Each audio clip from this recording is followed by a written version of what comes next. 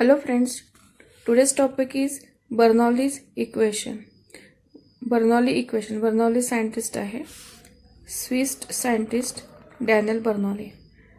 1700 to 1782 त्यांनी experiment केले related to the fluid आणि what he observe that inside the pipe fluid inside the pipe led to the discovery. त्याच्या एक्सपेरिमेंटमधनं काय discovery झाली, concept कोणता त्यांनी बाहेर काढला की ही observe that in his experiment speed of the fluid in a narrow region increases. एखादं फ्लुइड जर का नॅरो रिजनमधनं चाललेलं असेल तर त्याचा जो स्पीड आहे तो इन्क्रीज होतो. But the internal pressure of a fluid in the same narrow region decreases. त्याच फ्लुइडचं इंटरनल प्रेशर आहे ते मात्र डिक्रीज होतं. बघा काय सांगितलं आहे, मी रिपीट करते. Speed of the fluid in a narrow region increase आहे, म्हणजे नॅरो रिजनमधनं किंवा एखाद्या निमुळत्या भागातून, असा निमुळता पार्ट असेल त्याच्यातून ज्यावेळेला आपलं फ्लुइड चालतं त्यावेळेला त्याचा स्पीड आहे तो काय होतो, इन्क्रीज होतो. पण इंटरनल प्रेशर मात्र इथून जे चाललेलं फ्लुइड आहे त्याच्यात त्या फ्लुइडचं इंटरनल प्रेशर आहे ते मात्र काय होतं, डिक्रीज होतं. So this phenomenon is called as a Bernoulli's principle. आता त्याच्यासाठी इथे आपल्याला एक एक्झाम्पल एक्सप्लेन केलेलं आहे की जर आपण नदी म्हणजे रिव्हर ऑब्झर्व केली, on observing a river we notice that the speed of the water decreases in a wider region. Wider म्हणजे वायडर मीन्स रुंद, ज्याचं विड्थ आहे अशा रिजनमधून जर का पाणी चाललं असेल त्याचा स्पीड काय होतो, तो डिक्रीज होतो. Where as speed of the water increase होतो in the regions where the river is narrow. ते जर का रिव्हर चाललेली आहे, नदी चाललेली आहे, एखाद्या निमुळत्या भागातून जर ती चालली असेल तर तिचा जो स्पीड आहे तो मात्र काय होतोय, तर इन्क्रीज होतो. म्हणजे वायडर रिजनमध्ये स्पीड आहे तो कसा आहे, डिक्रीज होतो, आणि नॅरो रिजनमध्ये तो स्पीड आहे तो इन्क्रीज होतो. तर ह्या एक्झाम्पलवरनं काय आपण म्हणू शकतो, so from this we might think that pressure in narrower region is more than in the wider region. However, pressure within the fluidच्या इनसाइड मधलं जे प्रेशर आहे in narrower part is less while that in the wider parts. हा concept आहे, CET साठी वगैरे महत्त्वाचा आहे, तर लक्षात ठेवायचं आहे. रिपीट करते बघा. The pressure within the fluid in narrower part is less and the pressure in wider parts within the fluid is more. ठीक आहे, आणि बर्नॉलीज प्रिन्सिपल तर मी इथे एक्सप्लेन केलेलं आहे. आता ही जी डायग्राम आहे ती काय आहे की flow of the fluid through the tube of the varying cross section and height. हे काय आहे तर फ्लुइडचा फ्लो होणार आहे. हा फ्लो आहे कशातून, ट्यूबमधनं. ट्यूब कशी आहे, तिचा क्रॉस सेक्शनल इथे बघा, इथे नोटीस करायचं, इथे क्रॉस सेक्शनल एरिया आणि इथला क्रॉस सेक्शनल एरिया, दोन्ही वेगळे क्रॉस सेक्शनल एरिया आहेत, ते व्हॅरी होत आहेत. त्याच वेळेला हाईट आहे बघा, हाईट पण व्हॅरी होते. इथल्या क्रॉस सेक्शनल एरियासाठीची हाईट आहे ती H1 आहे, ह्या क्रॉस सेक्शनल एरियासाठीची जी हाईट आहे ती H2 आहे. मग बर्नॉलीजचे इक्वेशन जे आहे, आता आपण हेडिंग काय होतं की बर्नॉलीज इक्वेशन.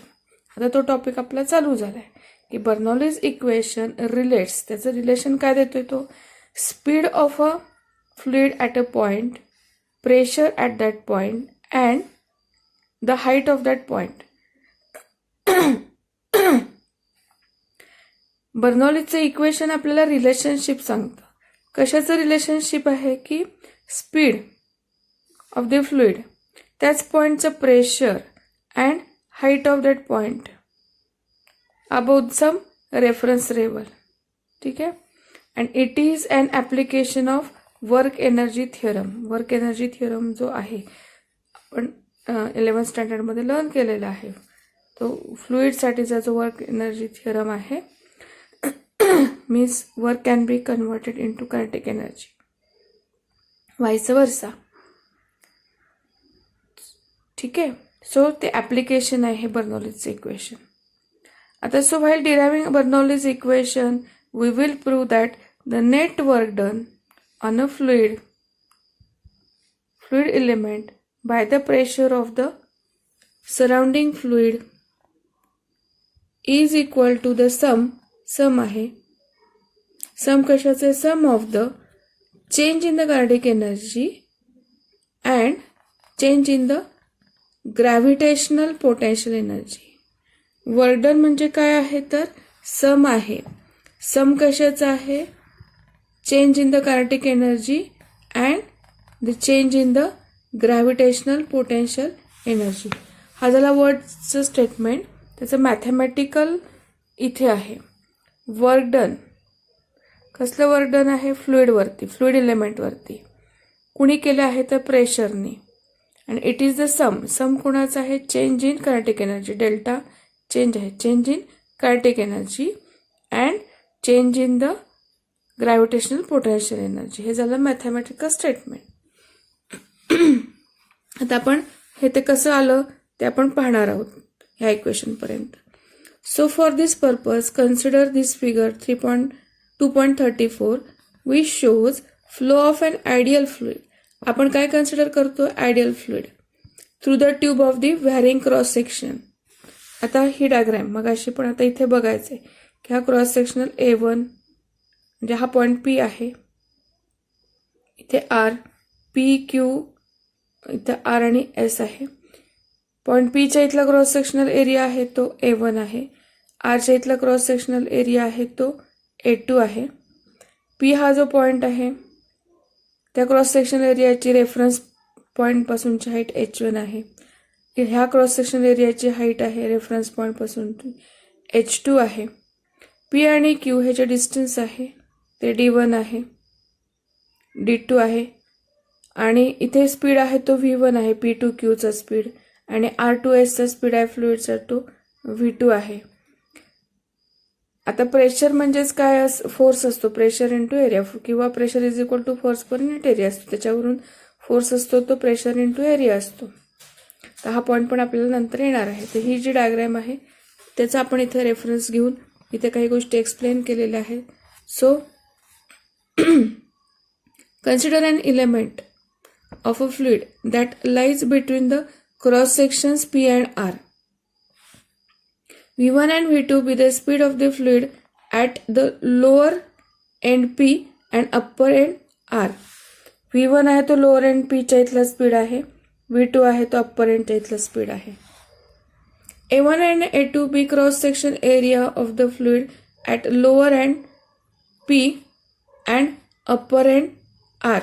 A1 कुठला आहे? Cross section area lower end Aच्या इथला आहे. आणि A2 आहे तो अप्पर एंड आरच्या इथला क्रॉस सेक्शनल एरिया आहे. P1 and P2 be the pressures of the fluid at the lower end P and upper end R respectively. Lower end P च्या इथलं प्रेशर किती आहे? P1. अप्पर एंड आरच्या इथलं pressure किती आहे? P2. ठीक आहे. Similarly, D1 and D2 distances traveled by the fluid at the lower end P and at the upper end during the time interval dt. dt एवढ्या time interval मध्ये D1 आणि D2 हे distances travel केलेले आहेत. कुणी travel केलेले आहेत? फ्लुइडनं. D1 हे डिस्टन्स ट्रॅव्हल केले ॲट पॉईंट P लोअर एंडला आणि D2 आहे ते अप्पर एंड. dt एवढ्या टायमिंगमध्ये D1 एवढा डिस्टन्स P या लोअर एंडला ट्रॅव्हल केलेला आहे आणि सेम टायमिंगमध्ये D2 एवढा डिस्टन्स अप्पर एंडला ट्रॅव्हल केलेला आहे R ह्या पॉईंटच्या इथे. त्यावेळेचे व्हेलॉसिटीज V1 आणि V2 रिस्पेक्टिव्हली. आता P1 A1 आणि P2 A2 हे काय असणार आहेत? फोर्सेस ना. Pressure into area is the force acting on the equation of the, म्हणजे फोर्सेस आहेत ते ॲक्ट होत आहेत. The equation of the continuity, equation 2.40. कुठे गेले ते इक्वेशन 2.40? आपण पाहिलेलं आहे लास्ट व्हिडिओमध्ये, तरी पण आपण आता ते बघूया इक्वेशन ऑफ कंटिन्युटीचं. हे इक्वेशन होतं 2.40चं बघा. AV is equal to constant. So त्या इक्वेशननुसार the volume DV of the fluid passing through any cross section. Volume म्हटल्यानंतर काय येणार आहे, एरिया इंटू डी. बघा इथे व्हॉल्यूम हा क्रॉस सेक्शनल एरिया इंटू हे डी, म्हणजे हे व्हॉल्यूम झालं की नाही. So DV is equal to A1 D1 will be equal to A2 D2. Same volume असणार आहे, which is equation this. So there is no internal friction in the fluid. आता ह्या फ्लुइडच्या बाबतीत इंटरनल फ्रिक्शन नाही आहे, because we have considered ideal fluid. Ideal fluid आपण विचारात घेतलं होतं, त्यामुळे इंटरनल फ्रिक्शन हे पण इथे कन्सिडर करत नाही आहे. In practice also a fluid like water, the loss in the energy due to viscous force. वॉटरसारखे जे काही फ्लुइड्स असतील त्यांच्या बाबतीत विस्कस फोर्समुळे loss in the energy is negligible असतो तो. So the only non gravitational force that does work on the fluid element is due to the pressure of the surrounding fluid. Non gravitational force कुठला आहे, तर तो pressure आहे, आणि तो कुणावर ऍक्ट होतोय, surrounding fluid. Therefore the net work जे वर्क डन होत आहे W. So net work done W on the element कुणी केलंय, bye the surrounding fluid during the flow. कुठून फ्लो होतोय, फ्रॉम P टू R. जेव्हा आपलं फ्लुइड पॉईंट P पासून पॉईंट R पर्यंत जातंय त्यावेळेला काहीतरी इथं हाईट पण चेंज होतीये, क्रॉस सेक्शनल एरिया चेंज होतोय, स्पीडमध्ये चेंज होतोय, आणि त्यामुळे तिथं काहीतरी वर्डन होतंय. That work done is given by W is equal to P1 A1 D1 minus P2 A2 D2. आता इथं काय झालेलं आहे की जी सेकंड टर्म आहे त्याच्यामध्ये काय आलेलं आहे, तर निगेटिव्ह साईन आलेली आहे. आता दिस निगेटिव्ह साईन त्याचं रिझन पण सांगितलेलं आहे. Because of the force at R opposes the displacement of the fluid. इथे जेव्हा आपले मास इथे येतंय, फ्लुइडचं मास येतंय, त्यावेळेला तिथं जो फोर्स आहे दॅट फोर्स अपोज करतोय इथल्या पार्टिकलच्या डिस्प्लेसमेंटला, आणि देअरफॉर इथे निगेटिव्ह साईन आले इथे सेकंड टर्ममध्ये. सो आता इथे एरिया इंटू डिस्टन्स म्हणजेच व्हॉल्यूम आहे, cross sectional area into distance. त्यामुळे आपण हे जे आहे हेच इक्वेशन इथं घेतलंय, फक्त A इंटू DV म्हणजे सेमच आहे, त्यामुळे ते DV मध्ये कन्वर्ट झालंय. So P1 DV minus P2 DV. DV आहे तो कॉमन काढलाय, P1 मायनस P2 म्हणजे चेंज इन द प्रेशर आलं. So as the work is done to the forces other than the conservative force of gravity, it equals the change in the total mechanical energy. Means ह्याचाच अर्थ काय होतो, that is kinetic energy plus gravitational potential energy associated with the fluid element. That is work done is the sum of change in kinetic energy and change in gravitational potential energy. Therefore W is equal to delta KE plus delta PE. ठीक है. The mechanical energy for the fluid between cross sections Q and R does not change. Q and R कुठे आहे बघा, त्याच्यातली mechanical energy आहे ती change होत नाहीये. Now at the beginning of the time interval dt, आपला टाइम इंटरवल किती होता, dt होता. त्याच्या बिगिनिंगला mass and kinetic energy of the fluid between point P and Q.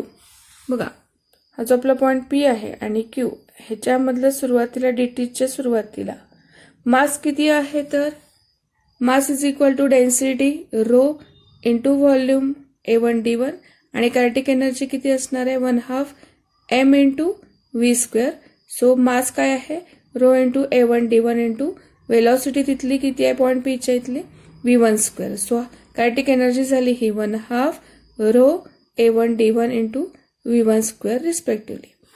And at the end of the time interval dt, the kinetic energy of the fluid between the r and s,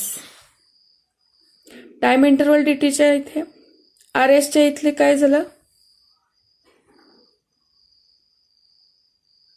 मास किती झाला मग तिथला, आणि kinetic energy काय होणार आहे बघा, 1/2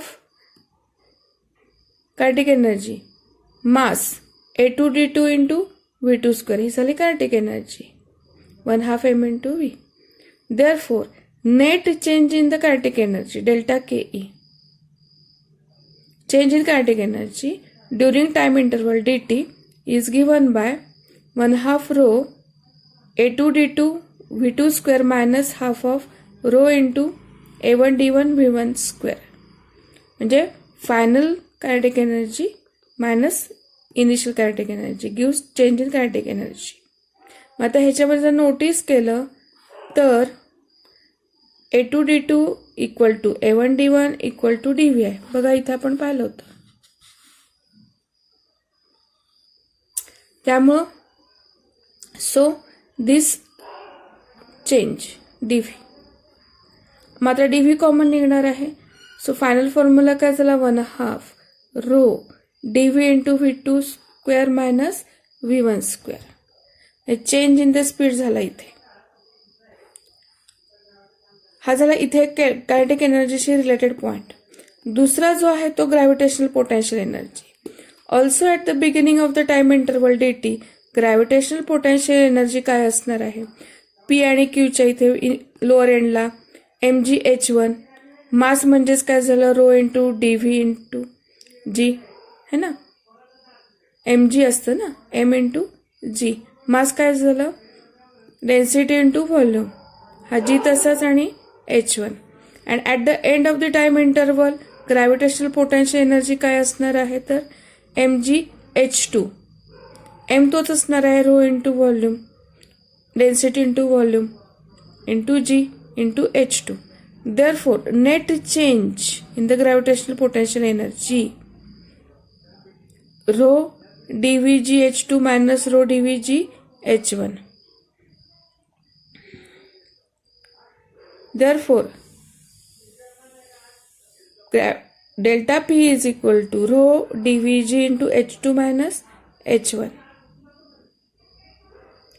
आता ह्या व्हॅल्यू आपण सबस्टिट्यूट करायच्या. कुठलं इक्वेशन, हे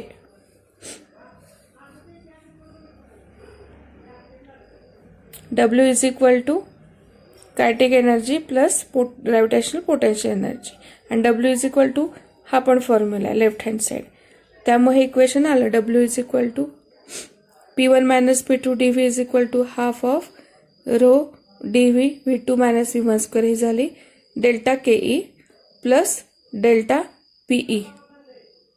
बघा इथे डेल्टा KE इथे दिसतोय आणि डेल्टा PE आहे तो इथे दिसतोय. त्या व्हॅल्यूज आपण सबस्टिट्यूट केलेल्या आहेत. आता प्रत्येक टर्ममध्ये हा dV इथे आहे, ह्या टर्ममध्ये पण dV आहे, इथे पण dV आहे. ते काय होणार आहेत, कॅन्सल आउट होणार आहेत. ते कॅन्सल आउट झाल्यानंतर काय झालं फॉर्म्युला, मग P1 minus P2 equal to half of rho into V2 square minus V1 square plus rho g into H2 minus H1. म्हणजे इथं प्रेशर आलं, एनर्जी आली, पोटेन्शियल एनर्जी आणि हाईट.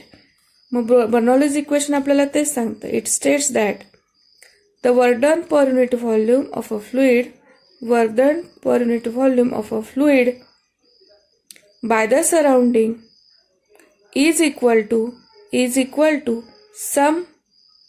सम आहे of change in kinetic energy and potential energies per unit volume that occur during the flow.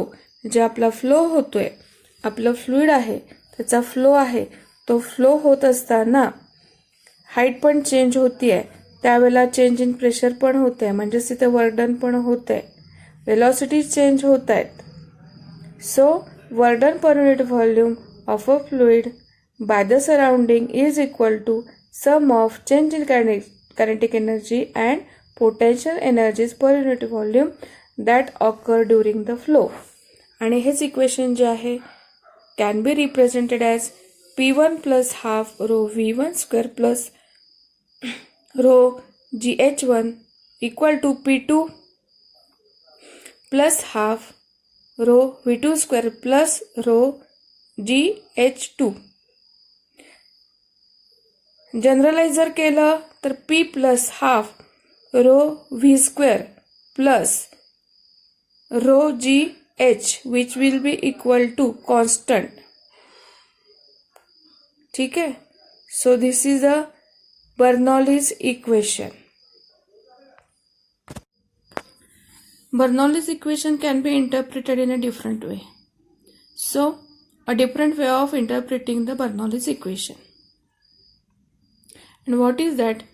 तर तेच equation आहे बर्नौलीजचं P1 minus P2 म्हणजे work done per unit volume is equal to change in kinetic energy per unit volume plus change in potential gravitational potential energy per unit volume. आता dimensionally pressure is energy per unit volume. Both the terms on the right hand side. ही इक्वॅलिटीच्या right hand साईडला ह्या दोन terms आहेत. So both the terms on the right hand side of the above equation have dimensions of the energy. ह्याचे जर आपण dimensions काढल्या तर ते एनर्जीचे डायमेन्शन कोणाचे तर एनर्जी पर युनिट व्हॉल्यूमचे येणार. Hence quite often the left side is referred to as a pressure energy per unit volume. ही पण काय ह्याच्या पण डायमेन्शन सेम असणार आहेत.